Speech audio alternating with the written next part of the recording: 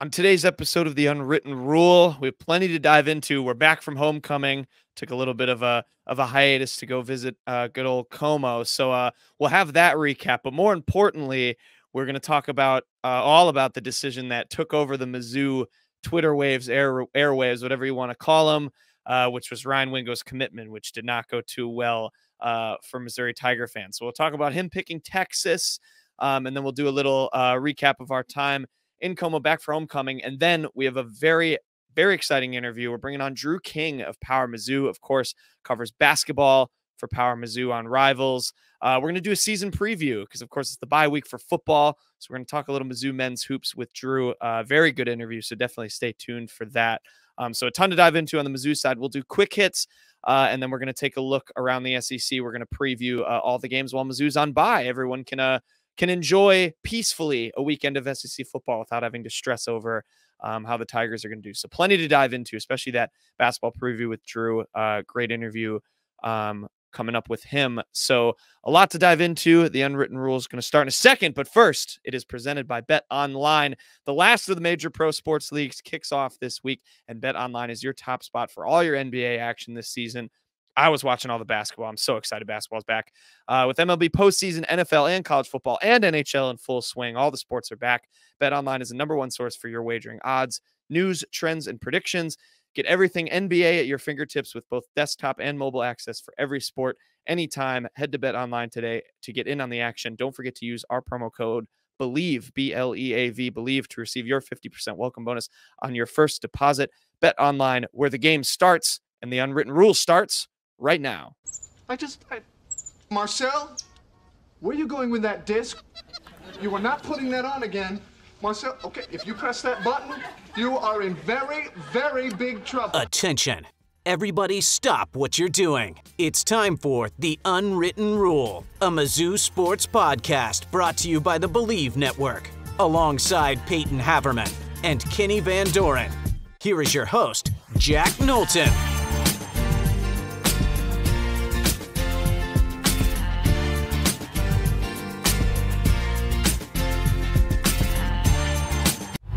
Welcome back to the Unwritten Rule. Today is Friday, October 27th.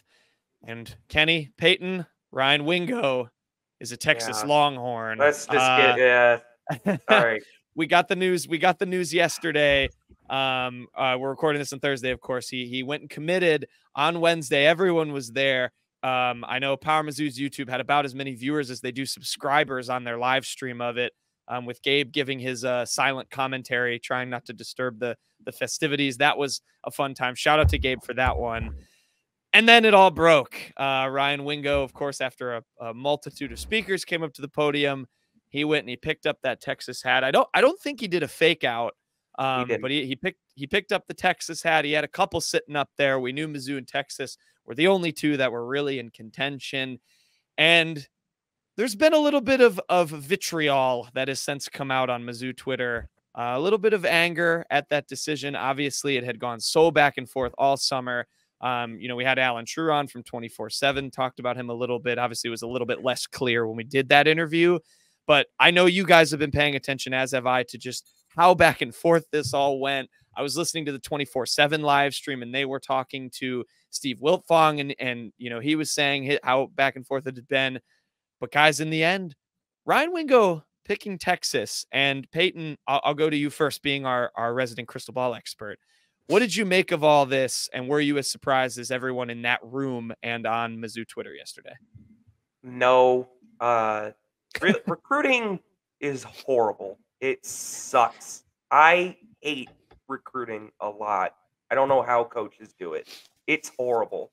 I don't know how any coach could deal with something like what happened with Ryan Wingo. If you're Eli Drinkwitz, Jacob Keeler, everyone involved with that recruitment.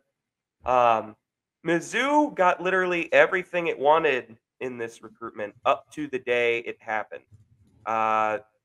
When it looked like he was a Texas lean, they got him to go to the game in Memphis, started to get the ball rolling a bit more. He came to the LSU game, and after that LSU game, every single expert, Mizzou, Texas, national or otherwise, putting crystal balls for Ryan Wingo. I mean, this guy, I mean, like people were saying it really sounded like Frank Cusimano out in St. Louis was literally saying on his radio show that he thought it was going to be Mizzou. And he's been a guy that's been in the know for Mizzou recruiting for ages. And it really, like, Texas guys were giving up on this recruitment. And then literally Tuesday night, there's a rumor that starts to fly out that Texas made a last-minute push. Steve Wiltfong said later that he assumed it was Missouri until the morning of the commitment when he got a text from the Wingos that something had changed. And, yeah, and by the time he got up to the table, apparently neither coaching staff knew, and he did not do any fake out. He's the first recruit in 17 years to not do a hat fake out, I swear to God. His sister had a shirt on, and he committed to Texas. And not even 5 minutes later, his dad is talking about how it's not over until December 20th. I mean, Ryan Wingo is saying it's not etched. Yeah, it's pretty much etched in stone, except it's not. I'll still be recruited. I'm pretty bitter about this. I made the cardinal mistake when you talk about recruiting last week and just assumed it was a done deal. You should never, ever, ever, ever, ever, ever, I remember ever that. do that with 18-year-olds when it comes to recruiting. Recruiting sucks. I hate it. Like, props to Ryan Wingo. I mean, he chased the bag. He got probably a mega bag from Texas, but it's hard to not feel pretty bitter about that one, especially when he moved the commitment up. I mean, he came to homecoming last weekend. Apparently, there was a rumor, I didn't see this, but people said he invited Mizzou recruits, but it is what it is. Jack, I want you to edit that when you're going back on this and put in the clip of him saying I will. He's going to Mizzou, because I vividly remember Peyton saying I that. was thinking about that all afternoon yesterday. I was like, Peyton definitely said when he gets to Mizzou or he's going to Mizzou on I 100% our last show. Locked it in, and I fumbled the bag with that one. So I have a couple points. When we're talking about this, we can talk about it. We can hit it on the head as much as we can. These are high schoolers or teenagers. They're going to get swayed. They're going to, things are going to pop up, especially when you're one of the best wide receiver recruits in the class, in a class that's loaded with top wide receiver talent. That's another thing. There's I think I heard on 247, there are 8 5-star wide receivers, and he's like wide receiver 7, or something. He's number 2. Number 2. Oh my God. Yeah. So he's a top 6, top 5 in the nation. Not even just at his position, just in general as a recruit. Incredible there. And I like that his dad and Ryan Wingo mentioned that it's not over. I mean, Mizzou fans can be angry. They can be frustrated. We don't know. I mean, we're not talking to them. Where we're getting our information is through reporters, through message boards, and where we're kind of getting our thoughts as well. We're not talking to this kid. We're not talking to the family. Things are going to pop up, and he's going to be really smart about it. He should leave his recruitment open. I mean, he has 2 more months. Things are going to pop up. Offers are going to come, and Drinkwitz's big thing. The full staff is like Merry Flipmas. That's what they do. And I think Drinkwitz said it well last year on signing day, is that he mentioned Marvin Burks. He was like, Marvin Burks faked us out a couple times. He told us he was going to Ole Miss. He committed to Ole Miss. I mean, that was a big thing. And he kept coming back on visits. I mean, I'm not going to count this out. I know it's a bigger deal. Ryan Wingo is a higher ranked recruit than Marvin Burks was, but I'm not going to make it a big deal that it's over. I can understand why it is. I can understand why Texas has a lot more resources than Missouri does, and that's obvious given what Texas history is. Given just looking at Texas's recruiting classes the last 20 years, it's a very talented school, very talented group. I'm just not going to get all bent out of shape about it. It's not the end of the world. This is still a very, very, very good recruiting class for Eli Drinkwitz. It's going to be one of the best in Mizzou history. I wouldn't say they're out of it. I mean, I'm sure he's going to keep in touch with Ryan Wing. I'm sure a lot of the offensive staff is as well. But at the end of the day, it's what's going to happen. But I mean, it's not official until the middle of December. I really like that Barstool Mizzou made it clear after that Mizzou fans are not mad at Clint Cosgrove, their new, hero, for having got this prediction technically wrong just because of how back and forth it went. And yeah, Kenny, you make a good point. Like Drinkwitz tweeted the hashtag STP something to prove a little bit after the commitment. Obviously, I'm sure he was, definitely bummed that he couldn't land Wingo. But yeah, I mean, if there's one thing we took away from our interview with Allen, it's that, Mizzou does a good job of keeping up with these guys. I mean, you mentioned Marvin Burks. Mookie Cooper is obviously a natural, another one. Whether it's Wingo maybe decommitting or something happening there, he goes to Texas for a year, realizes it's not for him, and then pulls a Mookie Cooper and comes, back home. It'll remain to be seen. But one thing is for certain, I think you guys are both right.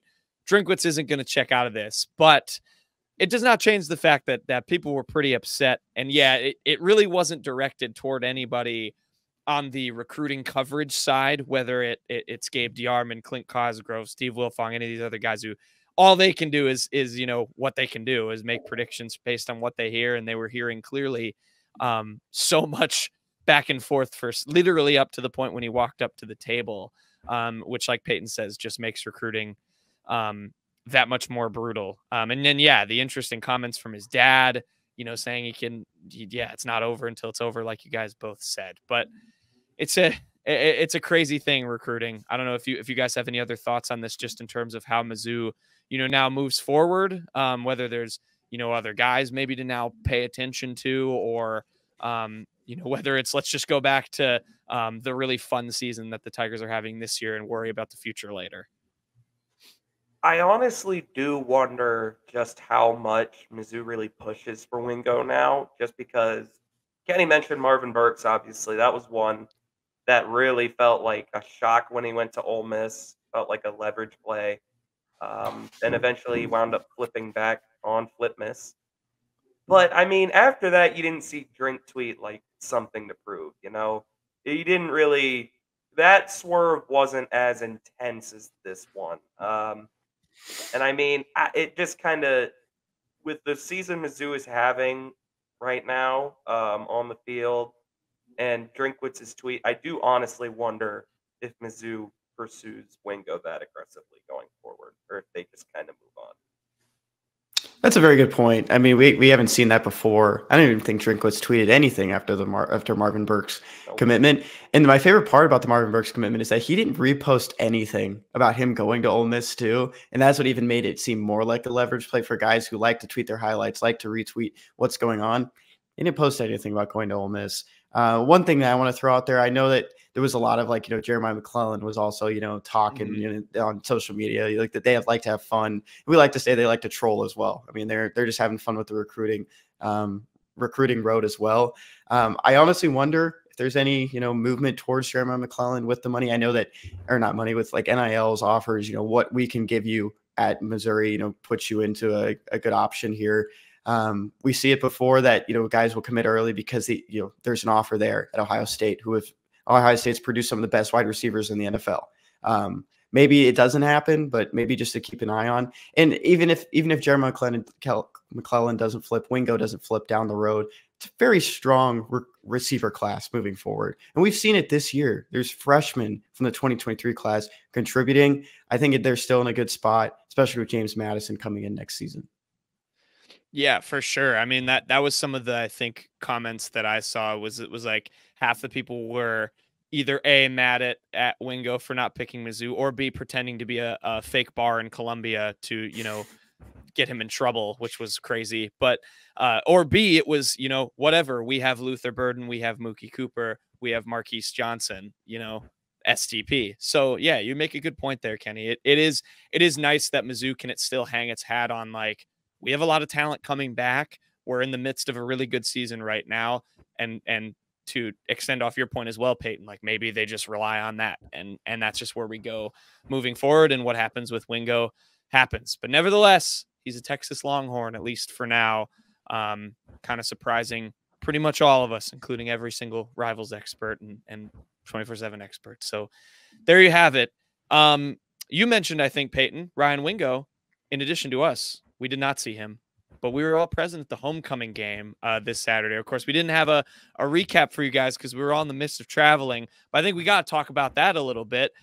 We went back to our alma mater. We were back in Columbia for the first time since we graduated back in May. Boys, it was nice to be back. How'd you guys feel?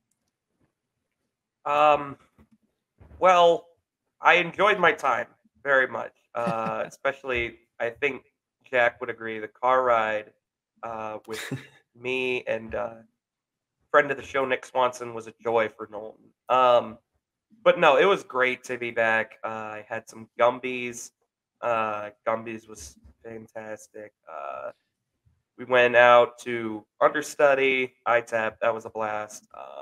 Oh, and there was a football game, I guess. But yeah, no, the football game, we went in there. We had never seen, us three, we had never seen Mizzou get a 7th win the 4 years we were there, 2019 through 2022. The 4 seasons. And Mizzou straight up manhandled South Carolina in that first half and just put it in cruise control in the second half. It was very nice, sold out stadium. It was hot out there actually, but no, it was a blast. I really enjoyed being back. Kenny did too, clearly. Yeah, I mean, there's a lot more that I wanted to see. And a lot of places were packed. Unbelievable that see a lot of people come home, and great atmosphere. I mean, there's a lot we're going to talk about here in quick hits too about some people we saw at the game, but overall, a lot of fun. If you saw a guy in a Blaine Gabbert jersey going crazy on the hill, it wasn't me. But if someone was yelling at you when you went to the water cooler on the hill side of the in a Blaine Gabbert jersey, it was Blaine Jack. Gabbert jersey. It was yeah, definitely. A lot of fun though. I think I got my Columbia fix for the year. I'm excited for next season. I wish I could make it up for a basketball game this year, but it was great to be back in Como. Yeah, I had so much fun. Like Peyton said, like to go back to all the joints that I know, like we, along with a lot of people who watch the show who are also alums, enjoy so much. Like it was crazy. Like Kenny mentioned the lines. Like the understudy is mine and Kenny's favorite bar on campus, and to see it packed where there's a line out the door is very unusual. I think 99% of the year, because it's it's a little bit of a, I don't know, not niche, but just less busy. So that was funny. But yeah, just walking around, it felt very homey. Like, you spent 4 years there. I mean, that's what homecoming's all about. It's nice to see such a great atmosphere at a game, which, like Peyton said, for going 6-6 in our tenure there, we weren't used to seeing very much, but it was packed. It was popping. It was very, very fun to be back. As far as the game goes, great first half. They showed up and then, kind of took their foot off the gas, which was a little bit disappointing to see, but they got a win and, are 7-1 heading into the bye. So that's all you can really ask for. But yeah, shout out El Rancho also supplied me with my meals for the entire weekend. Great establishment. No free, never seen it, it, but never seen it without a line. That's all I'll say. Yeah. We were the first people in there waiting for it to open. Waiting for them to open. They turned on the sign for us. Great. But yeah, homecoming, fantastic time. Do you guys have any quick thoughts on the game too? Just, I know with what you saw. Really good day for the O-line. The O-line was so good. I think they realized, South Carolina's got this horrible pass defense, but we might as well just out-physical them. And that's what they did the entire game pretty much. I don't think anybody really had a bad day. The O-line penalties in particular, they've really been cleaned up the last 2 weeks. Good to see Luther Burden get a get right game. Not a dominant performance, but 4 for 90 and a touchdown. That's what you want. Brady Cook didn't have to do much. He still made the most of his opportunities for the most part. Like to see him getting his legs involved. Cody Schrader won Player of the Week, I believe. So that was good for him. Defense just keeps rolling, man. That unit is back to what it was. Nice grab there from JC as well. First interception on the season. He had 3 last year. We mentioned that there's some struggles with the safeties throughout the first couple weeks, especially in tackling. That's got to be a good feeling, though, for a guy who's maybe not living up to what he was last year, and maybe it's a good turnaround to get him ready for his pro career. Yeah, I'll only echo Peyton's point. I was really impressed with the defense. Drinkwitz brought it up in the post game. It was the drive that stalled out, or I think it even ended in a turnover, but South Carolina had a short field at one point in the second half, and the defense was able to hold them to a field goal. That was the drop punt, I believe. That's right. It was a drop punt. It was Luke Bauer dropped the punt. So they had a really short field, and the defense did well to hold them and hold them to only 12 points. It was very, very impressive. So good game. They didn't lose at homecoming, and we're not a curse. So if I don't know if we all plan to go to the bowl game or something, hope that means we're not a curse to Mizzou, because that also has not gone in our tenure at all in Mizzou's favor, especially for me. 0-4 and even making it to the game. So we'll see if that can change this year. But yeah, it was very, very fun. Shout out to everyone who's just back at homecoming. Next year, go up to Kenny and I don't know, call him a knucklehead for wearing his Blaine Gabbert jersey and yelling at you at the water cooler. That's my final point. But with that, we will keep the show rolling. We're going to cut to ourselves here in a little bit. We're going to do our interview with Drew King. Got a big basketball preview coming up. So a ton to dive into for Mizzou men's hoops. Should be an exciting season. So stay tuned for that. Okay, we know welcome on a very, very special guest. We're very, very excited. We're in the bye week, of course, for Mizzou football, which means it's only fitting. We got to do a whole Mizzou men's basketball preview. We needed an expert to do that. So we got Powermizzou'S Drew King to join us. First time guest on the Unwritten Rules. So Drew, thank you so much for joining us and welcome in. How's it hanging? It's been good. I'm curious, is there an actual unwritten rule for the podcast, or is that just the name of it? That's just the name. I think Kenny, I'll let you. You took this one the last time we got asked about it. Yeah, it was in 2020. I don't know if you're a Rangers fan or not, because I don't know. Because you're from the San Antonio area or Dallas area, right? Yeah. So that Fernando Tatis Jr. did a bat flip that kind of got the Rangers mad in 2020, and we were talking about the unwritten rules. And I was like, maybe we can just make it the unwritten rule and talk about an unwritten rule each week. That really fell through. We kind of just stuck with the name because of the song Unwritten by Natasha Bedingfield, and kind of just stuck with it. It's not a very Mizzou name. It's just a baseball name and just sports name in general, but we've stuck with it. All right. Now that makes sense. But I did grow up a Rangers fan. I'm kind of a fair weather baseball fan, to be honest with you. So if the Astros are doing good, I'm okay with that. But yeah, I was definitely, being from Tyler, which is 2 hours east of Dallas, I went to more Rangers fans as a kid. So I'm excited about the World Series for sure. Yeah, there you go. I'm not excited. But yeah. Kenny's disappointed. That was a tough series for him. But yeah, Drew, we're very excited to have you on. So yeah, Drew, of course, covers men's basketball for Power Mizzou. Everyone go subscribe, read his work. It's great. But yeah, we got to dive into it, Drew, because it's an interesting season coming up here for Mizzou men's hoops. Year 2 of Dennis, after what was an overwhelmingly successful campaign last season, I think blew out pretty much everyone's expectations. And I'm just curious to start off the bat, your early observations of what this year's team is kind of becoming as the season's about to get underway with so many new guys in the door. Yeah, so I think the biggest thing, right, is the Tigers no longer have Demoy Hodge or Kobe Brown, which was ostensibly their 2 best players. They also don't have DeAndre Golston, who a lot of times, stepped up when Kobe or Demoy didn't have it going. And so I think the biggest question for this team is who can step up and replace those roles, not necessarily replace the entire production that Kobe and Demoy had. I don't think anybody is going to be breaking the steals record again this season. But I think that they do have a lot more pieces to play around with this year. I think it's going to be a deeper team. I think that they're going to have kind of more shooters across the board. And so it really comes down to, if you aren't as good offensively, what can you do to kind of make up for that, right? And so we saw last year Mizzou really struggled with rebounding. They really struggled with kind of protecting the paint. And so I think that those are some areas where they can improve and make up that gap. And, talking about that, the rotation, seeing who's going to really step in, reading your King's Court this morning, you had your 2 bona fide starters, and the 2 guys are returning, Nick Honor and Noah Carter.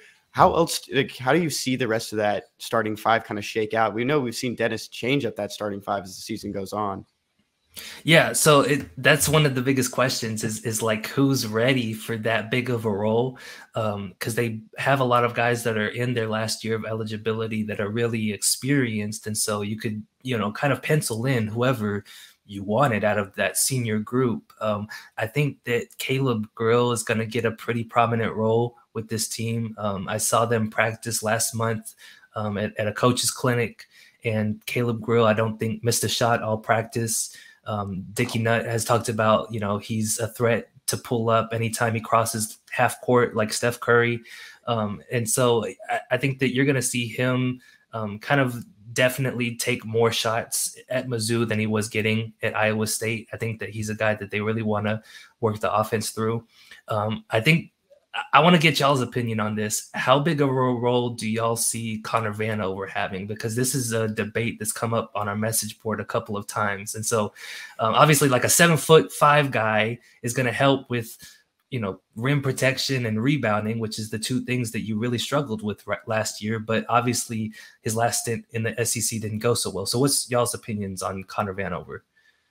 I think Knowlton and I actually discussed this on the car ride back at homecoming. If I had to guess, I'm far from an expert, but I would guess he'd be in the starting 5, but he would get the least amount of minutes maybe of that starting 5. I think he'd probably just be more matchup based than anything else, but that's just my completely non-expert guess. My mind kind of wanders to last time we saw someone of, his size. I know Jordan Wilmore was a little bit bigger, a little bit wider than him. And it was a different era too. That's Conzo Martin's team. But when you had a guy like that size come on the floor from Mizzou, he came on, got the tip, 5 minutes and he was done. And that's just kind of where Connor Vanover goes. And guy who kind of struggled his last was a year in the SEC with Arkansas and kind of bounced back with Oral Roberts. I don't really know how he's going to do so well in the SEC again. I mean, that's a thing that you would know a lot more than us. Yeah, I go back and forth a lot too, and I know we're probably not giving you very concise answers, and I think it's hard for anyone to until we see what Dennis does. But it's interesting because he talked so much about he wants his bigs to be able to space the floor. He wants his bigs to be able to shoot, and Connor Vanover can do a little bit of that, or at least he did it at Oral Roberts. In addition to just being really really tall and getting rebounds. Mm-hmm. So yeah, I could see him maybe being kind of that first starter subbed area. Cause I think it's also a big question. Like you saw Noah Carter used as a small ball big last year. And then for me, where is Aiden Shaw's development at? Because he seems like someone who could, if he has made the leaps that it seems like he's made physically this offseason, if his 3-point jumper's improved at all, he could be someone that could slide into the lineup. So yeah, I think I agree with Peyton. Maybe one of those guys that, they start, but are probably the first one to be taken out in that rotation. What do you think? So unpopular opinion, I think Connor's going to have a really big role with this team. I think he's going to play upwards of 20 minutes a game. And the reason is I just don't know who else you can trust to hold down that 5 spot on this roster, right? You kind of got away with it with Kobe last year. Obviously he didn't have the height that you want from a center, but he was strong enough that he could kind of check some of the bigs in the SEC. Yeah. Everybody else on this roster outside of Vanover, I don't know that I trust them with that big of a role. You've got, like you said, Aiden Shaw, he's 6'8", 6'9", but he told me 203 pounds right now. He's still coming along with the weight gain. Trent Pierce is 6'10". He's listed at 210. That's still probably kind of skinny to hold down some of the centers. You've got Jordan Butler. I don't know that he's going to be ready for that kind of role. Do you trust Bor Majak as a walk-on to, hold the starting center spot? I just don't know, who else. Jesus Carolero is the one guy that, maybe takes that spot. He's listed at 230 or 240, something like that. But, again, you're running into the same issue you had with Kobe, where he doesn't have the length to kind of really get after the boards or keep people out of the paint. And so with Vanover, like Jack said, not only can he help rebounding wise and defensive wise, but I think he fits in offensively with what Dennis is trying to do as a shooter. And you saw kind of his 3-point attempts almost double at Oral Roberts last year, and it worked out really well. So yeah, I think that Connor might have a bigger role than some people are thinking. No, that's definitely fair. I mean, I figured he'd play a decent amount of minutes, but 20 minutes or so. I think if he's able to, like you said, lock down that 5 spot, that's a huge coup in the portal. I wanted to talk about someone else in the portal Tamar Bates, he comes over from Indiana. A lot of things didn't necessarily go his way there. He lost minutes a lot of the time. He struggled he showed flashes of being able to shoot pretty well, but he was kind of streaky there. I'm curious, what have you maybe heard about him? Because some people seem very excited about him, others more skeptical. So I'm curious about Tamar Bates and what you think his role will be this year. Yeah, I think that he's got the chance to start maybe at that small forward spot. I wrote this in my column, Kenny. I had kind of John Tonje penciled in there just because I liked kind of his size more. He's 6'6" and 215, but he's obviously coming off an injury. So I don't know that he's going to be ready to handle that big of a workload. So Tamar might be the guy right now. He's 6'5". He didn't get as big of a role offensively at Indiana as maybe some were expecting when he was coming out of high school. But I think that Dennis Gates is trying to kind of bring up his confidence in that area. The couple of times I've watched practice, he's had to tell Tamar Bates, you need to shoot more. And he's a pretty high. He had a high accuracy last year. I think it was 37% with the Hoosiers. So he's a guy that, I think that they're going to try to get more out of offensively. He was a pretty good defender his 2 seasons with Indiana. And then on top of that, from what I've seen, it seems like he can, handle the ball a little bit and might be helpful as a secondary creator with Nick or Sean out there. And so I think that Tamar Bates will probably be one of the first guys off the bench, if not maybe take one of those starting spots.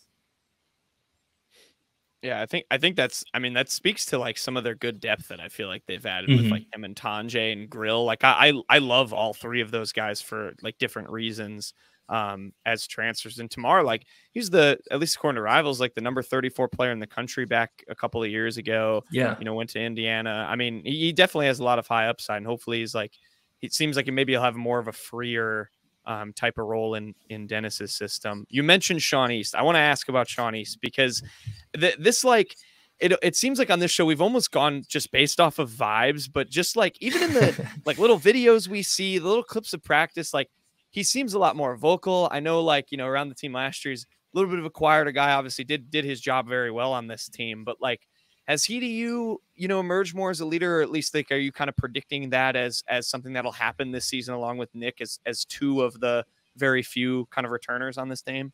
Yeah, it's interesting. So I did a story about the director of athletic performance, Sean Conity, and kind of his work with the strength and conditioning program. And Sean has only gained about 4 pounds since last year, but he looks totally different. Like he has a whole lot more muscle definition this year. So I think that he's going to be a little bit more explosive, a little bit stronger. And then on top of that, you mentioned the leadership aspect of it. Sean got voted a team captain this year. And being one of the returners, I think that he's going to be leaned on a little bit more than he was last season. So one of the interesting things that Dennis Gates told me was that, he wants to find ways to play Nick and Sean together more often. And when I crunched the numbers on that, it was kind of like they were better with just one or the other out there. The net rating was kind of neutral when they had both guys on the floor. And that doesn't always give you like the full context of, why that is, right? Or who they're playing with or who they were playing against. But I think that part of it is, he likes having those 2 leaders out there at the same time. He likes having 2 players who can create off the dribble. And I think the big thing for Sean this year is going to be improving his outside shot. He only made about 22% of his 3-pointers, which is not good. But he's shown in previous seasons of his career that he can be better than that. So I'm pretty sure that's been a big emphasis for him this summer. So I'd expect something a little bit better from Sean this season for sure. It sounds like, Sean will be one of those guys that's first off the bench again. And one guy that just, keeps catching, like some headlines and just news this, this off season is Caleb Brown. I mean, what have you kind of seen from him? And I mean, coming back out of the transfer portal, is he just like a different player? It sounds like.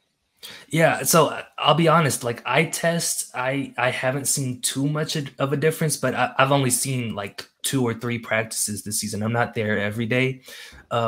What I've been told though is, Caleb feels like people don't believe that he can play at this level, right? And he wanted to come back to prove those people wrong. So he's got a really big chip on his shoulder. I think he was really encouraged seeing his older brother, Kobe Brown, get taken in the first round of the draft. So he knows like this is a place that he can develop and become a better player. And talking to Coach Gates, he keeps saying he's the most improved player this offseason. He's going to be part of a rotation.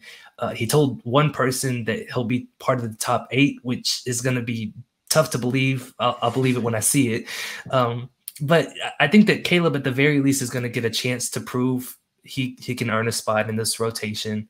And I think the biggest thing for him is just going to be kind of the consistency, right? Like I didn't necessarily see a big change out of him when I saw him, but maybe he does have that in him, and it'll be on him to prove it in actual games this year. I know. One other thing. Sorry about that. One other thing I heard about Caleb though was that he's another guy who's had like a really big body transformation, which was something that helped Kobe out a lot last season as well. And was that credited to the coach that you wrote the feature on? Yeah, Sean Conity. And Sean Conity brought up, last year Caleb walked in the weight room after a game and decided to squat 600 pounds. So he's always been sneaky strong. Yeah. But I think that he's kind of been a lot more diligent about the weight room this offseason. And if I'm not mistaken, that when he did that, a kid like came up to him after a game and asked him, because they look at him and they see he's like a strong guy, and he's like, "Oh, I don't know," and he went in there and he squatted like 600 pounds. That's that's insane. Can you squat 600 pounds? Let's try it. See. Find out. Yeah, why not? That wouldn't go horribly wrong for anybody else. That's like, it's an actual quarter ton. Like it's not. It's insane. I know that some people are just wondering, we touched on it earlier, wondering maybe who can step up and be that, like, if you need a bucket, like in the last 2 minutes, who can kind of be that guy that you'd rely on. You kind of mentioned Caleb Grill as maybe someone that they want to try and run the offense through. But that my question would be, if you're down 2, you need to get a basket with like 2 minutes left, who do you think Dennis Gates runs a play for to try and get that bucket? That's a really good question, Peyton. So I'll tell you, like, if you need a DeAndre Golston, just get us an isolation bucket one-on-one, I think I would go with Sean East. I think with Demoy gone, he's going to be the fastest player on the group. He's got that floater game that worked pretty well for him last year. So that might be a guy that I lean on. I think Noah Carter might be somebody else that they kind of turn to more offensively. He only shot 32% from outside, and he's been kind of a below average shooter for his career. But, I think that he's another guy who saw what Kobe did last season and is thinking, like, why can't that be me this year going into my last season of eligibility? So I think that he's going to be somebody that they lean on a little bit more. And then honestly, like, Caleb Grill is probably another one of those dudes. Like, if you need a Demoy Hodge, like, run down the court, hit a quick 3, get back on defense, I think that Caleb Grill is going to be your guy. So those 3, I think, will be from a preseason standpoint, not seeing any games, those would be the 3 guys I think would be most likely to step up in the clutch situations. I think if you want a guy to hit a DeAndre Golston shot, you're just going to have to find a way to get him that. Like, there's no one else that can hit those wild circus shots. He's doing good in Hungary, though. Yeah, he is. Yeah. Drew, I don't think we can talk about Mizzou men's basketball. We know we have a whole season ahead of us, but I don't think we can talk about them this year without talking about what has been going on with recruiting with this team. Mm-hmm. And in terms of the 2024 class, Anar Boateng, Peyton Marshall, Marcus Allen, T.O. Barrett, and Trent Burns, to run down the names of commits and more possibly on the way for Dennis's team. What's your impression of just how well he's been able to, recruit so early on in his tenure coaching? And we know the class coming in has some really strong players as well.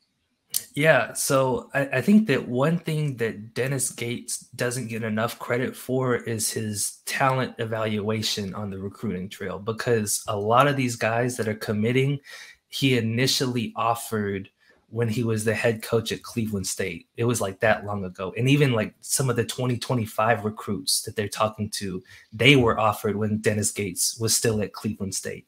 So I think that he's been able to get in on the ground level with a lot of these guys, and they've risen up in the recruiting rankings. And so Trent Burns is somebody who is an exception, right? He didn't know Mizzou was recruiting him until Dennis Gates called to offer him in like June.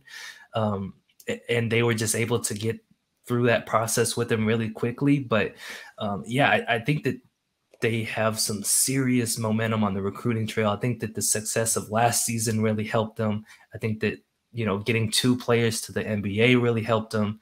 I think, on top of that, some SEC teams, high major teams in general, aren't necessarily looking for freshmen as much and are leaning more on the transfer portal. But I think Dennis Gates is kind of, planning for that too. A lot of guys that maybe wanted to commit to Mizzou, they didn't have a spot for, even with, bringing in 5 freshmen in the 2024 class. And so if you go down 2 years from now and some of the guys either, move on and they need to fill in some holes, they've got a lot of guys who were ranked pretty highly in those rankings who, if they show out and hit the portal, they'll already have that relationship, established with them. And so I think that they've just put a really big emphasis on high school recruiting, and we'll see if it pays off. But I think that obviously they've got a lot of momentum in that area for sure. That's incredible. I didn't know that. I don't know if you guys knew that he was offering. No, I didn't know. I was like, do you think he called them? Do you think he called them when he was at Cleveland State and he was like, look, dude, like I'm going to be at a high major program soon and I want you then. I know you're not going to want to come to Cleveland State as a 5-star, but we'll give you a call. Yeah, that's very, very impressive. Yeah, go ahead. Yeah. Well, I think that one thing that also stands out about Dennis Gates is he goes and recruits as a head coach himself, right? Like Dennis Gates was the lead recruiter for Trent Burns. And his assistants, definitely have a big role in everything, but Dennis isn't afraid to get his hands dirty in all of it too. Yeah. And I mean, looking at some of those guys that came in from the 2023 class, it's his first group of guys that, he brought in and the staff brought in. Anthony Robinson is a name I keep hearing, like from your tweets, from your articles, from all the reporting. It seems like Nick Honor talks about him. I mean, what stood out about him? Yeah, I think that number one, his size, right? He's 6'2". Dickie Nutt told me he's one of the most explosive players they've ever seen. And he's been really vocal from like since he stepped on campus, essentially. So he got named like the freshman team captain. And I don't know that he's going to take on a really big role with Sean and Nick on the honor for his first season, but I think that he's a guy that they're banking on to kind of take the reins over next year. And so I think they have pretty high hopes for him. If you want to talk about the other freshmen, I remember going to the team's practice right before their Jamaica trip, and I was talking to Ryan Sharbaugh, the assistant coach, and he was like, yeah, Ant's been really good. Jordan, I think, is going to be kind of the most valuable guy by the time he leaves here, but it's going to take a little bit more time with him. I think he's got a really high ceiling, but he's kind of got to work his way up there. And then he goes, and then this guy, and he points to Trent Pierce, and he gives me this guy. This guy, like, he's going to be pretty good. And some of the other things we've heard about Trent Pierce is like, he's not a 4-year guy. Like, he's going to leave early and go play somewhere else. before he graduates college. So I think they've got pretty high hopes for all three of them. I do wonder, like, how much minutes do they have to spare for any of the three of them this season? But I think that early signs are it's a pretty optimistic group for sure. That affirms a lot of what I was hearing about Trent Pierce. Like he started flying up like recruit boards and stuff like toward the end of when he eventually picked Mizzou. So that all checks out. That's definitely exciting.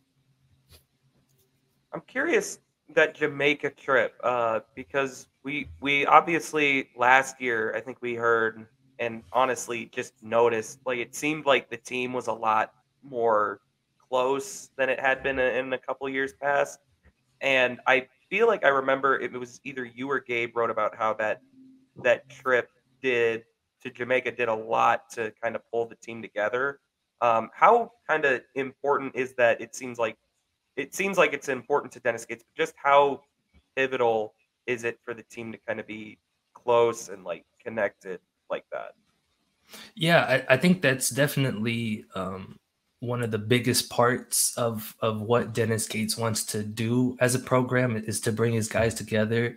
He's been working with a sports psychologist named Dr. Joe Carr for like since he was a teenager, essentially, and has brought him in to work with his teams in the past. I think that he was Dr. Carr was a big reason that last year's team was able to establish that chemistry really early on and you know, bring a dozen newcomers and be able to mesh them with the three returners and have them play as cohesively as they did from the jump. So I think that this group, the goal is kind of the same.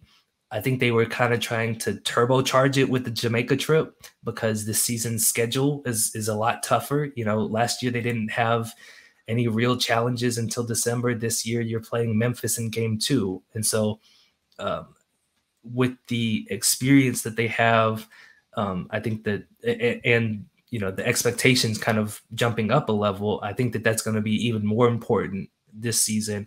And so, yeah, I think that the Jamaica trip was important in bringing the team together. They brought Dr. Joe Carr in on that trip to Jamaica. And so everything I've heard, like this group gets along pretty well so far. So we'll see how it goes.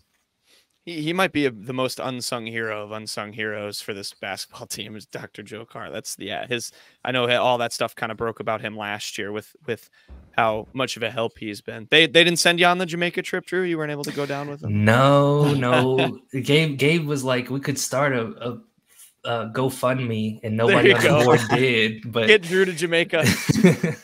There you go. Okay, so yeah, broadening it out. I mean, you mentioned Memphis. You mentioned that, you know, this year it's a bit of a harder schedule. We've talked all about the squad. You know, I want your take. You know, how close can this team come to replicating what it did last season? You know, what should fans expect their place to be, do you think, you know, come March time? So in my ballot for the All-SEC Awards, a preseason media poll, I had Mizzou 6th in the conference, right? So I do think they'll take a little bit of a step back. It's a lot of talent that they lost, a lot of things that they got to replace. But I still think this team is going to be pretty good. Like we mentioned already, you know, it's a deeper team. I like the returners that they have. It's going to be a really experienced team. So, like, I think one other thing that we didn't mention was, you know, everybody, all of the transfers, aside from Jesus Carolero, they've been to the NCAA tournament before, right? Like, so they're not here just to make it back to the big dance. I think that they want to go on a little bit of a run and accomplish all they can in their last season. And so, yeah, I think that a top half finish in the SEC is not out of the question for this group. And most of the time, like, if you look at last year, that'll get you back into the tournament, right? You don't have to have that double bye in the SEC tournament to get there anymore. So, yeah, I think that making it back to the tournament is a realistic goal for this team, and then whatever happens from there happens. But knowing what they lost and what they're bringing back, I think that's very realistic for them. If Dennis has his way, they'll make the tournament every year if he gets 125 teams in there. Well, I don't disagree with them, to be honest. No, I don't either. I don't mind it either. It's just, yeah, that's just funny how much he's all for it. For sure. I mean, looking at the non-con schedule this year, it's more competition, better competition than it was last year. And looking at last year's team, it was, a lot of transfers, a lot of guys trying to mesh together and get the system going. Second game of the season, though, Memphis. You got Minnesota 2 weeks after. Pitt's also thrown in there with the ACC challenge. Wichita State right after, then Kansas and Seton Hall. I mean, this is just a pretty good non-con schedule. What do you kind of make of that? And just, Dennis, kind of going after some good competition early. Yeah. So Ryan Sharbaugh told me non-conference scheduling, if recruiting is 1A, scheduling is 1B, right? Like that's something that they take very, very seriously. Last year, obviously the mission was let's get a couple of games under our belt before we start hitting the big guys, and play at home, get used to playing in front of the big crowd. This year they're going right into it. And I think that's an indication of how they feel about this roster. And so, yeah, I think it's going to be a little bit tougher sledding, right? They're not going to be 9-0 to start the year, I don't think. But I also think that they've done a good job of picking opponents that they're able to beat, right? Like Minnesota is a Big Ten school. They're not necessarily going to win the Big Ten conference, right? Pitt, I think, maybe would have been a little bit better, but they lost their starting point guard. So I think that might be a little bit easier than initially anticipated, right? Memphis won't have Penny Hardaway for their first couple of games, and they've also almost completely got a new roster. So it is going to be a little bit stiffer competition, like I said, but it's not going to be like, I guess they're not losing all of these games, right? They're going to be in a whole lot of them. So I think that it's going to be kind of a little bit more exciting. I think part of it too is they want to get that national recognition early on. They were never going to do that with last year's schedule. So yeah, that's kind of the goal with the non-conference. And besides that Kansas game, which game do you have circled as probably the toughest challenge early on? I know you probably have to look up. It might not have everything memorized. Yeah, I got it up right now, actually. So looking at everybody, I'd probably say Illinois still. That bragging rights game is going to be on a neutral floor, right? So it's not necessarily a home game. It's going to be split down the middle. And, that team is always really good on defense. Last year, I think caught everybody off by surprise. I remember I was sitting next to Jack at that game, actually. And it was like 2 games removed from them losing to Kansas by 40. So I don't think anybody saw that coming. I think Illinois is going to be a little bit more prepared for Mizzou this year. So that's probably the number 2 on the schedule. I was going to say they're going to be mad too. That was such a, they got punched in the mouth for sure. I remember Gabe, who was by us when we were covering it, was like, this is one of the best games I've ever seen a Mizzou team play. Yeah. It was something else. That was also the Kobe's breakout game. That was yes, Kobe established himself as I'm the guy here. And so, yeah, kind of put everybody on notice. Yeah, definitely. Yeah, it's going to be an interesting season ahead. I mean, the SEC too is just really, really good. There is not going to be an easy game this year, and 6th, it's not bad to hang your hat on 6th place in this conference this year, in my opinion. It's just a fantastic league. Okay, Drew, I teased that I'd ask you about this to kind of end things off before the show. I see the jersey behind you. I have to ask you, as a Spurs guy. We're recording this on a Thursday. Of course, Mr. Victor Wembanyama made his debut last night. Is Connor Vanover a comparable player to him? They're kind of the same. Tall, lanky, can shoot for a big man. I don't know. But yeah, your take on Wemby. Gosh, I'm so excited. Because following the Spurs for the past couple of years as they go through, the drudges of the NBA, you can see some of these guys have real potential and they're just kind of overextended. Keldon Johnson shouldn't be the number 1 scorer for an NBA team, but if he's your number 3 guy, I think that you're going to be in good shape. Devin Vassell, I think, is going to develop into a number 2 guy. He had a really good game last night. Jeremy Sohan might be the starting point guard at 6'9". That was so weird. And that's kind of one of the things that you can experiment with when you're not a good team. And so, but having a number 1 guy like Victor Wembanyama kind of slides everybody back down to kind of a more natural role where they're not, being asked to do more than they're capable of. And so if Victor is able to stay out of foul trouble, I think that the Spurs are going to be pretty good in the not too distant future. Yeah. It's exciting. He was he was fun. He popped off at the end of the fourth quarter. He had a couple points. Foul trouble though. He's got to stay disciplined. Man, it was such a bummer too, because they had played so well all game long. And then Mike Finger from the San Antonio Express News, he's a columnist there. He had a tweet that I think summed it up perfectly. It was that the Mavericks knew exactly what they wanted to do in those last couple of possessions, and the Spurs kind of had no idea what they wanted to do with those last couple of possessions. So that's something that they've got to figure out for sure. But it was definitely a fun watch to see Victor make his debut. Yeah, that's awesome. Kenny? How much longer does Greg Popovich have, do you think? So, good question. He's obviously signed the deal that extends his contract for 5 years. I don't know that he'll stay for that long, or at least stay as the coach, right? Because one of the things I read was like it allows him to make a transition into the front office if he wants to, hang it up earlier on. I'm really holding out for Becky Hammond to be the successor for him, but like I need Pop to kind of wrap things up if that's gonna happen. So Becky Hammond's winning championships too. Yeah. And she like got her start with the Spurs obviously as an assistant, and so like I think that she would be a really good fit for that job. But if Pop is going to stay the head coach for 5 years, I think that she's going to get hired somewhere else by that point. Yeah, that's a good thought. I mean, if she's going to keep winning at this rate, someone's going to give her an opportunity in the NBA. So, I mean, she's incredible too. Yeah.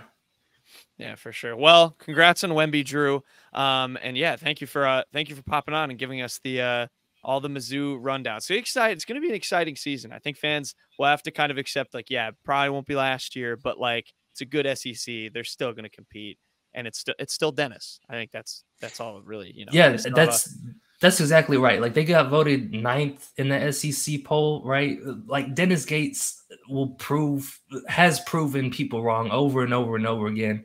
Don't be shocked if he does it again this year. Yeah, there you go. Well, yeah, with that, everyone tune into the Mizzou season. Go read. Drew, anything else you want to plug on Rivals? Everyone go subscribe to Power Mizzou. Go subscribe to Power Mizzou. You can also follow me on Twitter at DrewKing0222. There you go. Have to get the plugs in there. All right. Exciting Mizzou men's basketball season. Thanks for joining us, Drew. Anytime, guys.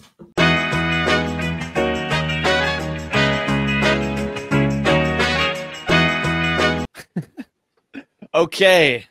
Quick hits time. Kenny, I'm laughing at you because you made me angry in the car ride to Columbia, as you alluded to. Quick hits time. Kenny, what's your jersey of the week?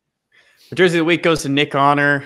I want to apologize to Nick Honor. I went up to him at the Mizzou game and called him Cheese a couple times, which is a nickname we found out on an Instagram Live during last season.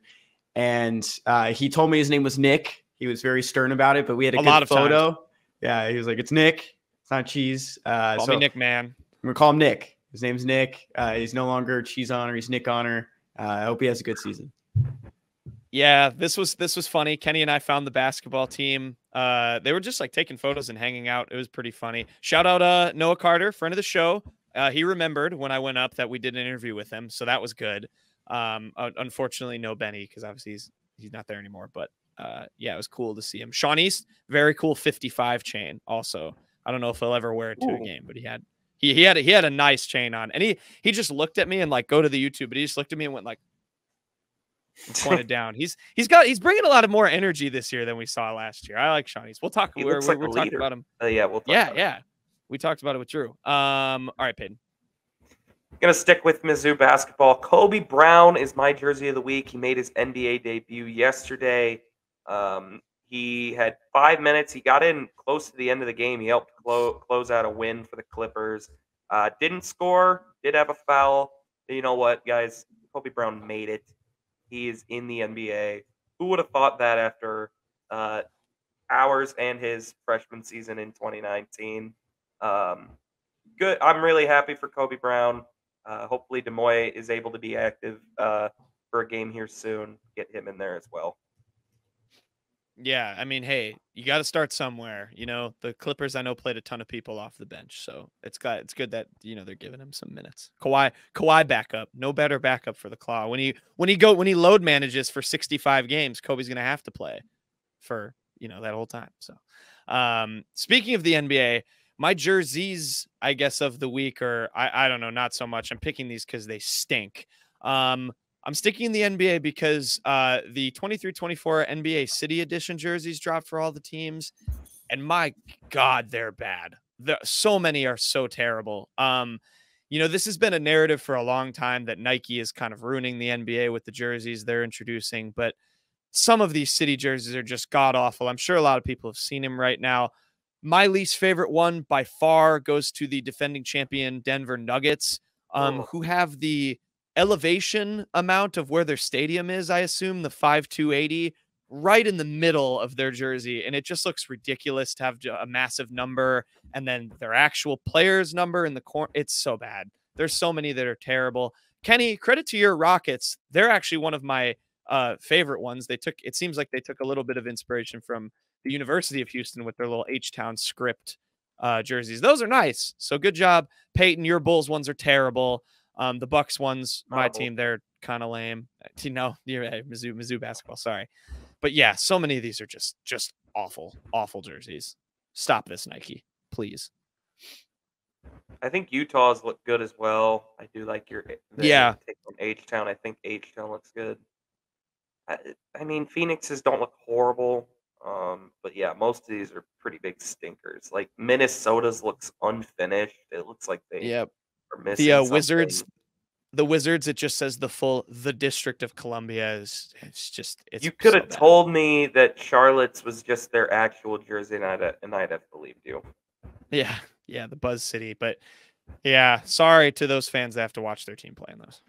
I like what Kyle Kuzma said as well, kind of taken away from the novelty of all of this, and it's just getting annoying. I really liked what Adidas did with a lot of these. I mean, the special ones would pop out on Christmas.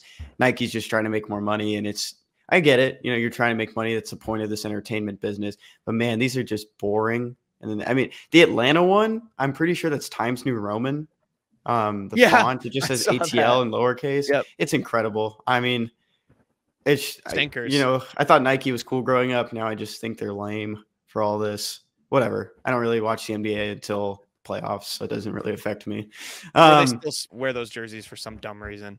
They wear those in the playoffs? Yeah, they'll wear like alternates and stuff. Yeah, that's really bad. Okay. You're up though. Guess that college. You guys know the new drill. You're gonna say whatever school you think it is after each round. You don't have to wait until the last round to throw a guess out there. We're going to start it off in the baseball world with former Blue Jays pitcher Ross Stripling. Chicken Stripling. I feel like we've talked about this one before, Kenny. It just feels like a conversation we've had. Florida Atlantic. I'm not sure they have a baseball program, but here's your guess. I'm going to go... I don't think it's a huge SEC power. I'm going to go Cal Poly. All right, Cal Poly. You guys are both incorrect. The next one is Lions head coach Dan Campbell. Oh, my God. Ooh, I think I used to know this. I should know this. I've seen it before. Tennessee. No, wait, that's Jason Witten. Indiana. Sounded like a guess to me. Indiana. Okay, Jack. I should know this. Me and Kenny both listened to a good interview with Dan Campbell a while ago, and I feel like he talked about where he went to college. Oh, no. It was some MAC school, honestly. No, yeah, I feel like it's small. Bowling Green. No, wait, we had Bowling Green, didn't we? We have not had Bowling Green. Okay, I'll guess that. That's wrong though. I don't think. All right, it's not Bowling Green. The next name on the list is he should be in the Hall of Fame someday. He was one of the best punters of all time. Played for the Raiders and the Texans. Shane no, Leckler. It's Brian. Oh, it's Shane Leckler. I thought it was going to be Brian Anger for some reason. Where did Dan Campbell go to college? He's not even going to use the name I just gave him. I don't care about Shane Leckler. I don't know where he went to school. Florida State? I don't really know. Okay. Jack? Kent State. Both incorrect. Last name on the list is NBA superstar. I'm going to say former superstar DeAndre Jordan.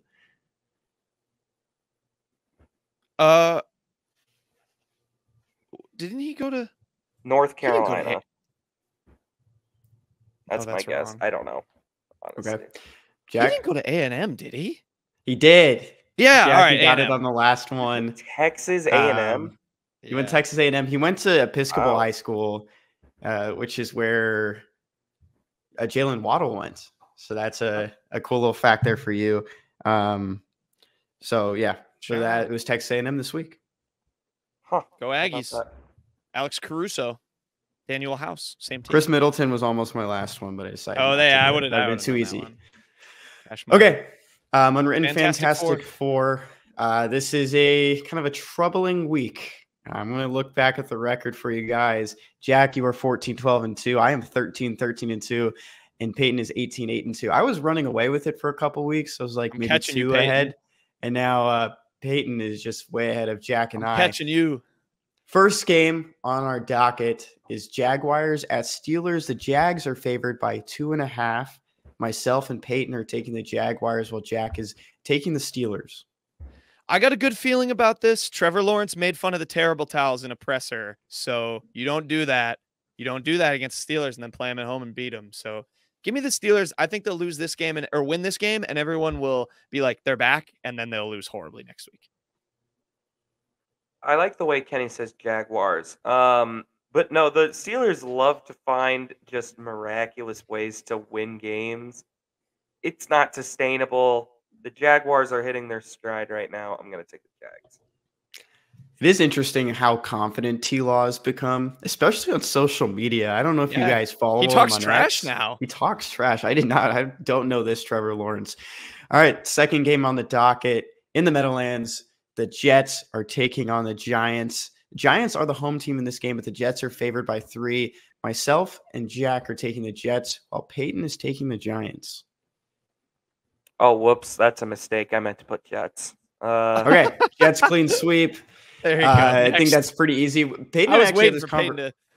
Peyton and I had this conversation that the home team is favored by 3. I don't know if they give. I think the Jets are just going to be favored by 3. I don't think they give the advantage here to the Giants at all, making this game like -6 actually for the Jets. I think it's just straight up -3.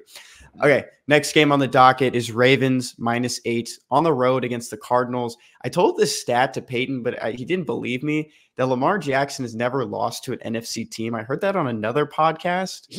I think he's 15-1. I think 15-1. I think he has 1 loss. Wow. That's incredible, though. That is still ridiculous. They don't know how to play against him. Here, I'll Google it while you break down the game, Kenny.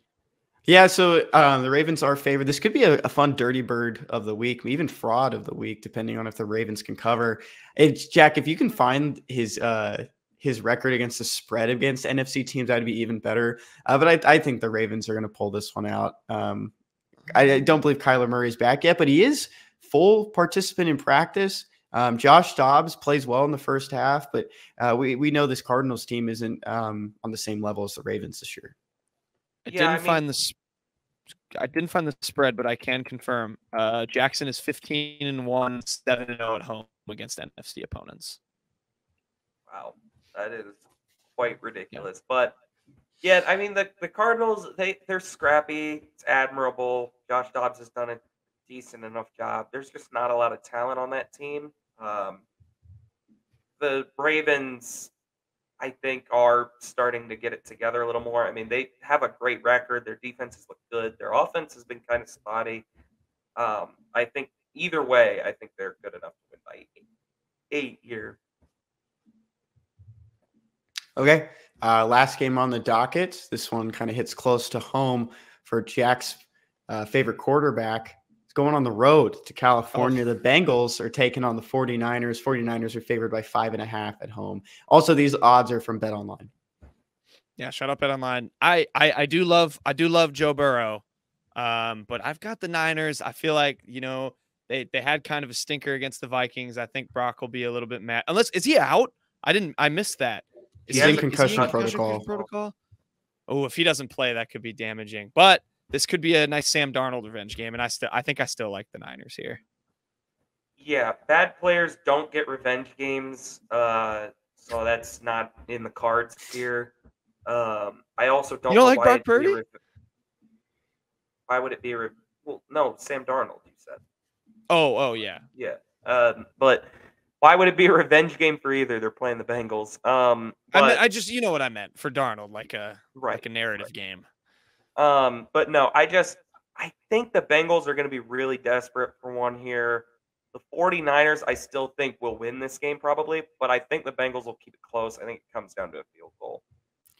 I'm actually going to change the line on this because I look at these a little bit ahead of time. It's down to -3 in favor of the 49ers if you guys want to change it. I'll keep it. I'll still favor the 49ers. That negates Peyton's field goal. Half the line. Yeah, he went. They'll win by a field goal or they'll lose by a field goal, and that would still that would push I'll it. Keep it with the Bengals. Maybe I'll push. I mean, I don't think there's going to be much between these teams. But that win by makes one. me supremely less confident. That's tough. Yeah, we'll see. Big game. Next up, Mr. East. I like no cap, and he's the main bird. Jack, you mentioned it earlier. We did run into Sean East as well when those basketball players were at the game, and Sean East is my main bird of the week. Pretty cool chain, and you talked about it. He's showing a little bit more charisma. We know he can be a stone-faced assassin. So that was pretty fun to see from Sean East, and I hope he has a good season as well. Sorry, I briefly stole your bird, Kenny. Should have talked about the chain. No cap. He does. He looks bird. He looks hyped this year. Yeah, Sean East. What's that right there, Peyton? Guys, my main bird of the week. This is the second time I've used this guy. How does Bolitnikoff Award winner Jamori Maclin sound to you? Okay, Jamori Maclin, of course, old Mizzou recruit, wound up transferring just because there wasn't a lot of playing time here. I don't think there was any ill will from either side. Obviously, related to the great Jeremy Maclin. He was named a Bolitnikoff Award watch list. Yeah, he's part of the watch list. I couldn't think of the right word to say at the end there. But he's on the watch list for the Bolitnikoff. He's top 5 in the country in receiving touchdowns. Good for Jay Maclin. Mizzou shouldn't have let him walk. This is exactly what we envisioned when Barry Odom made him like the second highest rated recruit in the class that one year. I just like that his Twitter handle is just at @RouteRunner9. That's fire. So, but good for Jamori Maclin. Yeah. I'm staying a little bit in the recruiting world, not nearly as Mizzou related, but my main bird of the week goes to is it Montverde Academy? Is that how you say it? The good question. Kenny's dogs have a take on that. Bosco Bart. My main bird is Cooper Flagg. He plays for, I think it's Montverde is how you say it. They're the Eagles, so bird connection. He's apparently picking his college sometime in the next couple days. Might be today. I don't think anyone really knows, but of course, the reclassified 2025 number 1 recruit, who is now the number 1 recruit in 2024, really freaking good recruit. He's down to Duke and UConn. So that'll be big news whenever that breaks. Please commit to the Huskies. I'm really sad he didn't stay at home in Maine and become a Maine Black Bears legend and just play there for a season and make them easy favorites in, what are they, in the NEC? They are in the American East. There you go. Favorites in the American East. I'm sad he didn't stay at Maine, but shout out to Cooper Flagg. He is very, very good. I believe it was Trilly Donovan who laid out a really compelling case for. Oh, there's Kenny's dog in the mirror. Go on the YouTube to see that. To lay out why he should stay home. H Black Bear emoji ME.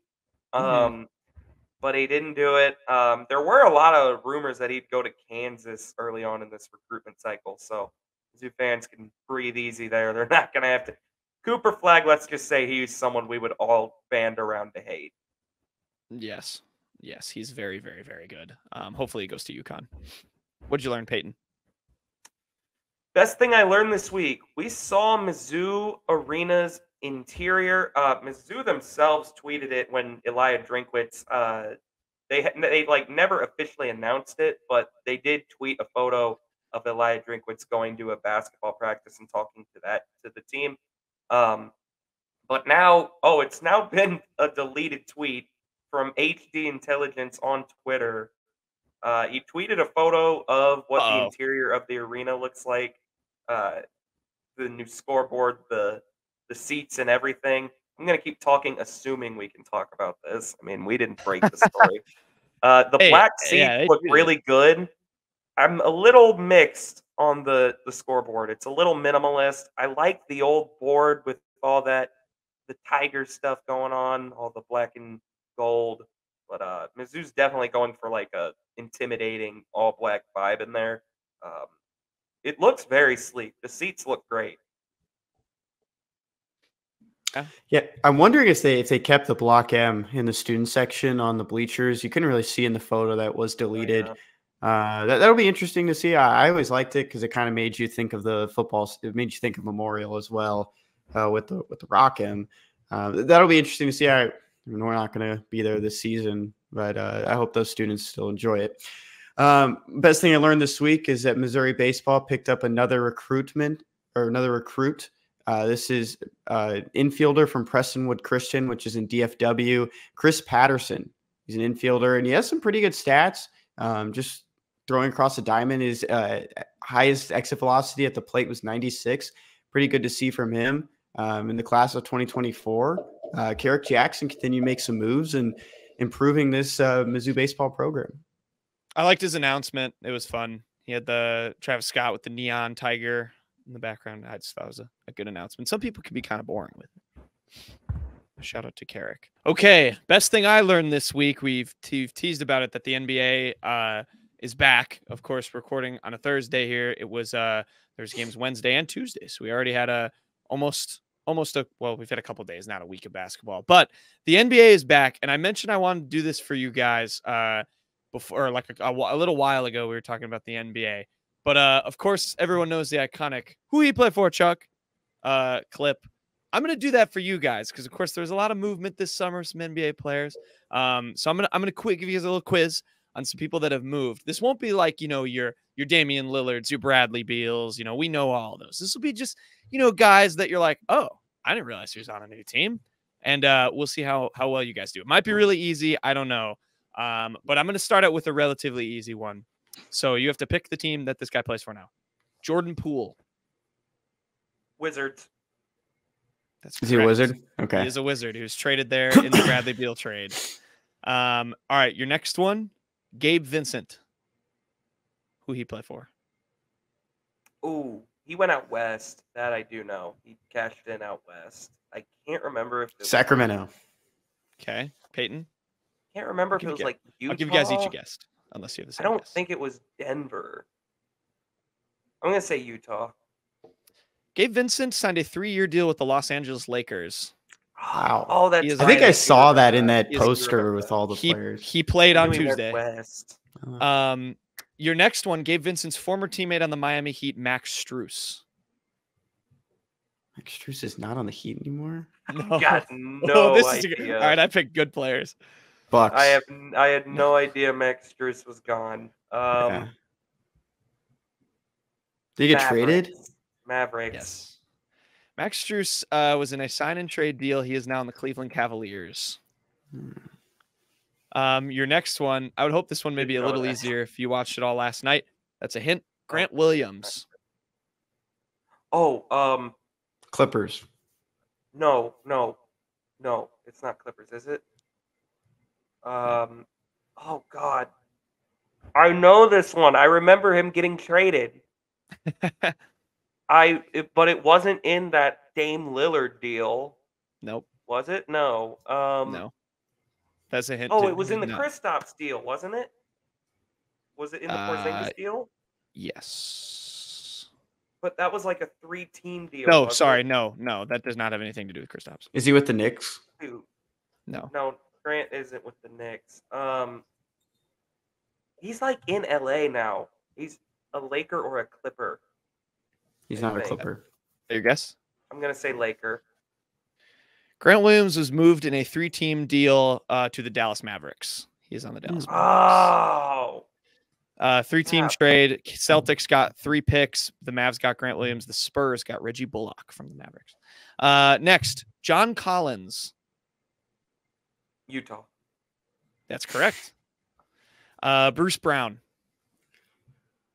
Oh, this was a big Rockets. deal because No. it He's was- not on the Rockets. they. Oh no, no, I you're saw Rockets. this. Yeah, Oh, he's they a Kenny, you should know this. he's a Magic. Gonna- Yeah. That's a Gonna- hint. No. He's They thought he was gonna re-sign and he left.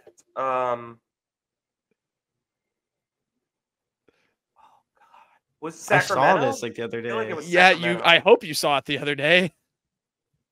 Was it not Sacramento? No.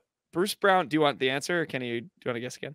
Nah, just go. Who did the Bruce Brown signed- Rockets play? Who did the Rockets play, Kenny? I already said Magic. Oh, Said no. Damn. Bruce Brown signed a 2-year deal with the Indiana Pacers, Kenny. He is on the team. Oh you covered. yeah, that's why I saw him. I was watching a press conference, and that's where I saw him. All I right. forgot why? about that. I have a couple more because this is fun. Christian Wood. Oh, I nearly. That one's tough. That one's a little tough. Yeah, He's that one's a not little on tough. the Mavs anymore. No. Is he Timberwolves. back on the Rockets? He's not on the Rockets. No. Timberwolves. Christian Wood is also a Los Angeles Laker. Wow. Jesus. Okay, these last two are more just fun names. Derrick Rose. He's Knicks. back on the Knicks. Back with the Knicks. Yeah. No. Cavs? Ooh. Derrick Rose signed I think 1-year deal with the Memphis Grizzlies. Wouldn't have known that. Hmm. And then last one, Mo Bamba. Nuggets. I just picked these because these are fun names, but Utah. mm-mm. Toronto. Peyton, you got to guess? Portland. You're getting Atlanta. closer, Kenny. Portland. Mo Detroit. Bamba Sacramento. following Mo Bamba following a stint with the Lakers is now on the Philadelphia 76ers. Who he I played don't who he like the played NBA for. very much, so I thought you guys would college get a couple of those, basketball but I I'm got glad. 2 of There them. you go. Now you guys remember. Now you guys will remember what those guys were. Those guys. I'll played. forget literally where Christian Wood is in an hour. Christian Wood was a hard one. That one was a little bit tougher. I thought he Um, was still a Maverick. And in an hour, No. I'll think he's a Maverick again. I don't remember Oh, what team he's on now. So Do you remember what team Bruce Brown was on? on? Laker. 45 minutes. Do I remember what? Bruce Brown? Bruce Brown. He's a Pacer. You might have to cut his highlights, so you Yeah. won't forget his. You I won't can't even forget, remember the Bruce first. Brown. Where did Gabe Vincent go again? Oh, He's he on went the to the Lakers also. He said, "Give you this one again." Where's Grant Williams? Mavericks. Yeah, good job. I did not remember. know. Kenny didn't remember. Max Strus went to the Cavaliers, right? Yes. Okay. Was he I'll traded? run him You said he down. was traded, right? He Max got Strus was signed and traded. Yes. It was a sign and trade. I'll run him down. Jordan Poole, Wizards. Gabe Vincent, Lakers. Max Strus, Cavs. Grant Williams, Mavs. John Collins, Jazz. Peyton got that one fast. Bruce Brown, Pacers. Christian Wood, Lakers. Derrick Rose, Grizzlies. Mo Bamba, 76ers. When I Burn got those in that, your brains. that Jordan Poole Wizards one, I was like, this is going to be cake. And I got one other one. Well done, boys. Now you know. NBA is back. I'm very excited. We after we got off air with Drew, we did our finals picks. Bucks and 6. Here's All one right. for you. Aaron Oh, okay. Holiday. Ooh. He's not a Pacer anymore, is he? No. No. Son. No. I don't think he's on the Suns have so Hawks much either control anymore. He's not on the Hawks, but there was a deal between Yeah, with him. the Is he on team. the Jazz? Is he on the Jazz now? No. Oh, thought he was in the John Collins deal. Where is he? Rockets. Ah. Kenny, where's Fred VanVleet play now? The Rockets. I watched the game last night. Good job. Good Got job. worked. Is Clint Capella still a Hawk? Yes. Yes. Oh, that's Yeah, my shout out to the final NBA. thought on the NBA back. this year. Rockets win? No, they lost by 30. Oh yeah, I saw that game was a blowout. Tough. Tank for Mateus Buzelis, who's going to be the number 1 pick, I think, in the draft. All right, we'll move on. Yeah, we'll move on. We'll finish the show. We're going to recap the SEC. We're going to look at not recap. I guess we can kind of recap if we'd like, but we're going to preview the slate while Mizzou's on bye. So plenty to dive into there to finish the show. Okay, we're going to finish off the show. We're going to look around the SEC for week 9. And I can't lie. I'll keep it blunt. Mizzou's bye week comes in an absolute stinker of an SEC slate. I am not super moved by a lot of these games. Not a good way to tease talking about the segment, but maybe some crazy stuff will happen. Who knows? But let's start off 11 a.m. kick. Or do you want to start with Arkansas, Peyton? Because we don't get to talk about Arkansas. They're on bye. We don't get to talk about them. They're somehow their 5-week streak or 6-week streak of losing games is going to come to an end because they don't play this week. But last week they lost to Mike Wright led Mississippi State 7-3.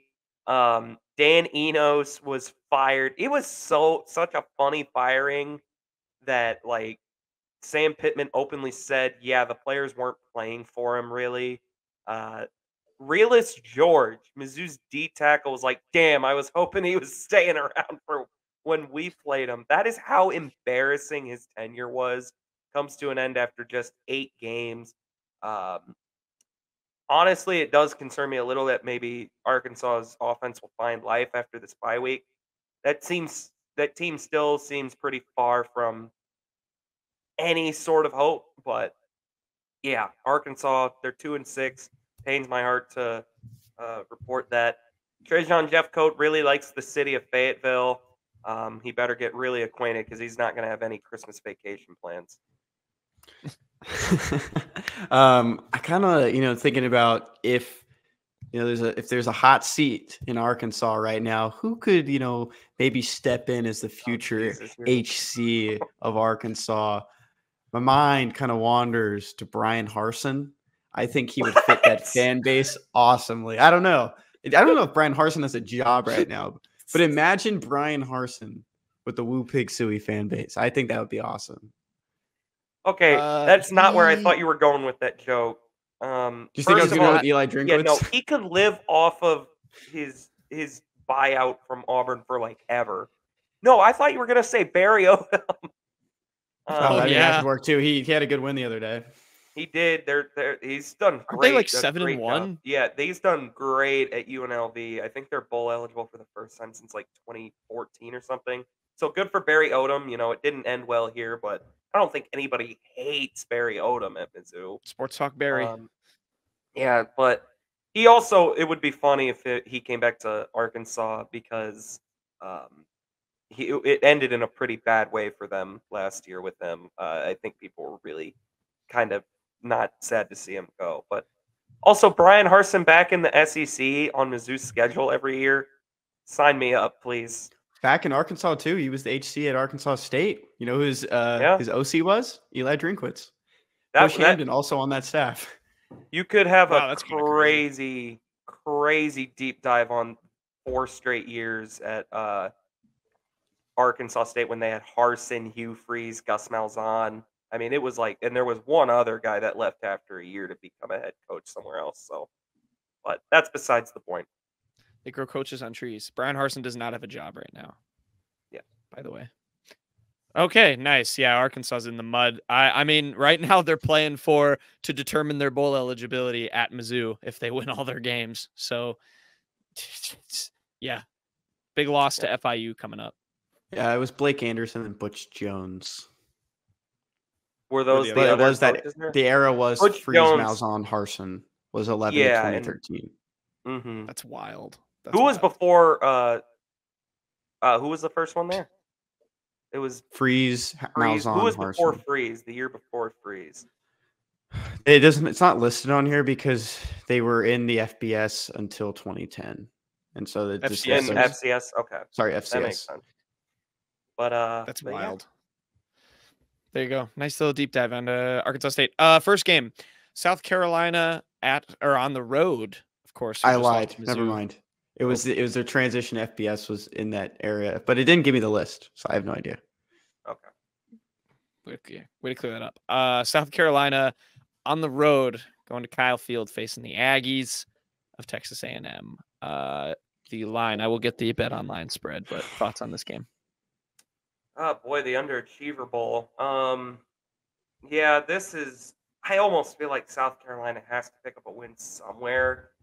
But then again, I mean, it was like these two programs. I mean, Shane Beamer has been the media's darling for a couple of years for some reason.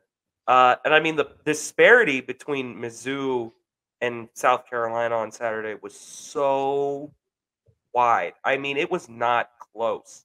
I mean, Spencer Rattler looked terrible. Yes, the O-line was bad and got him sacked a lot, but he did not do anything to make me think this is a guy that can really take you to the next level in college, let alone in the NFL. Just kind of not ever going to live up to the hype, I don't think. And then A&M, just with Max Johnson has not really elevated them at all. Hasn't sank them really, but if I had to take a guess at this game, I'd take A&M because it's at A&M, right? Yes. Then yeah, I guess I'll take A&M. But man, South Carolina has so many issues. It's funny that you say that. South Carolina's or A&M is favored by 14.5 in this game. Wow.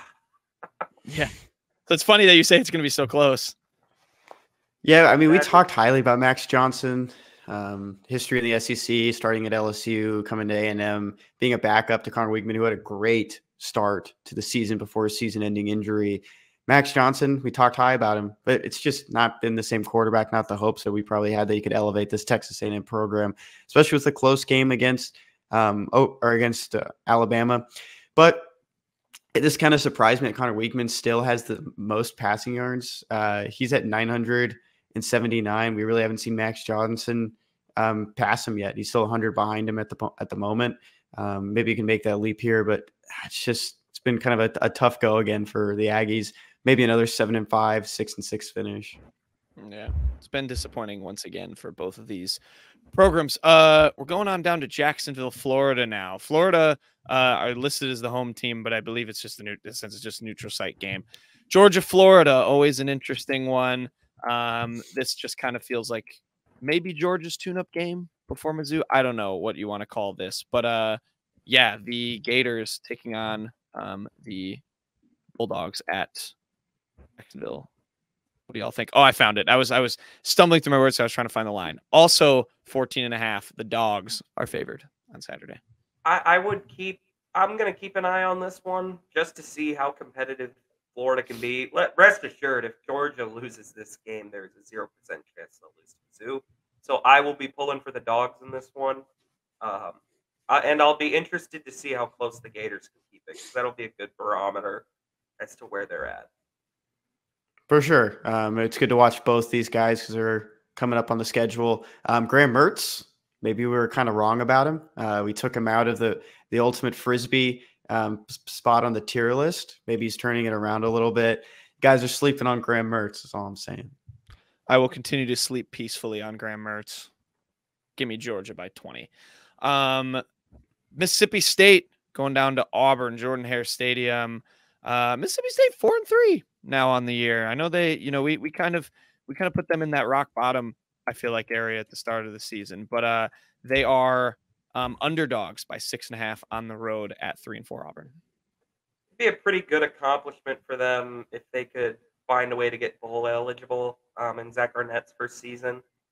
Getting that win at Arkansas, it's a nice win for them. I mean, even if it is a really down year for Arkansas, that's a good win for them. You mean Auburn? No, Mississippi State. When they went and beat Arkansas. Oh, when they beat Arkansas. Sorry. Yeah. Sorry. So Mississippi State, I mean, people didn't expect much of anything from them this year, but to get bowl eligible, it's a chance for them. That'd be good. I don't think they'll go into Auburn and beat them. I think Auburn will get a win here. But yeah, I think Mississippi State's a little more respectful than people expected. Still don't know who's going to start quarterback for the Bulldogs. About an hour ago, recording here on a Thursday, Mike Wright's status is still uncertain. Sorry, Will Rogers' status is still uncertain, so it might be Mike Wright again. We're big Mike Wright guys, Y'all's and I guy. can't go against Mike Wright here. I think he can edge out another win, especially against an Auburn team that's had quarterback struggles. I don't really know who's gonna step up at any point, so I'm not gonna bet against Mike Wright. Yeah, fair enough. I mean, he got the job done against Arkansas, scored a touchdown. So, can lead him to the promised land. Next up, definitely the most even matchup, I think, at least on paper, here this weekend. The Vols, number 21 Tennessee, fresh off a tough loss to Alabama. They were up for a while in that game. Fresh off a loss to Alabama, going to Kroger to face Kentucky, who had a bye last week after losing to Mizzou at home as well. It is currently Tennessee favored on the road by 3.5. Yeah, these teams look even on paper, but I think Tennessee's the way better program right now, just in a better state. Even off the loss, I mean, that's a game where you look at it like Joel Milton has not been great this year, but they still really had Alabama on the ropes for a lot of it. And Bama's a good team still. I think we shouldn't lose sight of that. It's maybe Nick Saban's worst Alabama team in a good number of years, but still Alabama. I would expect Tennessee to handle the Kroger atmosphere that empties out in the second half very quickly for whatever reason. They'll handle that well. I think they'll get it done. I'd really love to see Kentucky win this game very badly, but I wouldn't expect it. The blue-white chant goes crazy. At the beginning of the season, if I told you both these teams were 5-2, would you believe me? I think that's about right where I'd see them. I didn't. Yeah. Maybe the losses aren't what I expect, especially with Kentucky's offense, kind of knowing maybe where Tennessee had to take a step back offensively. But I think this is right around where I expected these two programs. Yeah, I think I agree with you. They're, definitely still challenging for that SEC second place in the East race along with Mizzou. So we'll see. And Florida, of course, as well. So we'll see who comes out on top. It's a big game for both teams. Last but not least, gentlemen, it's my favorite question to ask you every single time we do this. Will Vanderbilt cover? They are 24.5-point dogs against the Ole Miss Rebels on the road in Oxford, Mississippi. I'm going to say they cover just because, I mean, Ole Miss has kind of been prone to some slower starts this year. But I think the world of Jackson Dart. I don't think this Ole Miss team really has a chance in the West anymore, but it is still a very good team. I think Ole Miss is a 10-win team, probably in that New Year's Six hunt. I think they'll win handily, but probably not by 25. Played some close games at home this season against SEC opponents and LSU and Arkansas, but I don't think Vanderbilt's even on maybe the same side as Arkansas in terms of where you stand in the SEC. So I don't think Vanderbilt's going to cover against that spread, even though it is a big one for an SEC matchup. Yeah, I'm inclined to agree with you. I think, although you'd probably please a lot of the viewers of our show if you said Vanderbilt is on par with Arkansas this season, which is not a far off statement, as maybe some people would. I'd like to see what the line would be in that game, if nothing else. Do they play? No, they don't play. They don't play. That'd be funny. They're both 2-6. So. Yeah. Who's more likely to get full eligibility? Bringing the East on down. Yeah. So Vanderbilt's two out of conference or out of SEC East conference are Ole Miss and Auburn. They go back to back against them. Yeah. Do they probably play one of those teams? No, they don't play one of those teams once a year. Those are just the rotating ones. Those are just rotating. They have Ole Miss, Auburn, South Carolina, and Tennessee left. Yeah, they're not making a bowl game. I'm sorry, Clark Lee.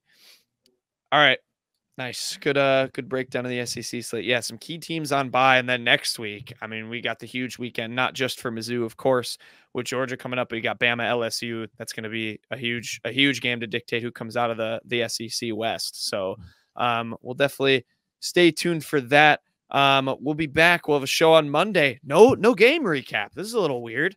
We'll just have to chop it up. We'll just discuss all things Mizzou. You know us. Maybe we'll have a tier list. I don't know. We'll surprise the people. But nevertheless, it'll be a great show. Everyone go enjoy your Missouri football stress-free weekend. We'll see you guys on Monday for the Unwritten Rule presented by Bet Online. Have a good weekend, everyone.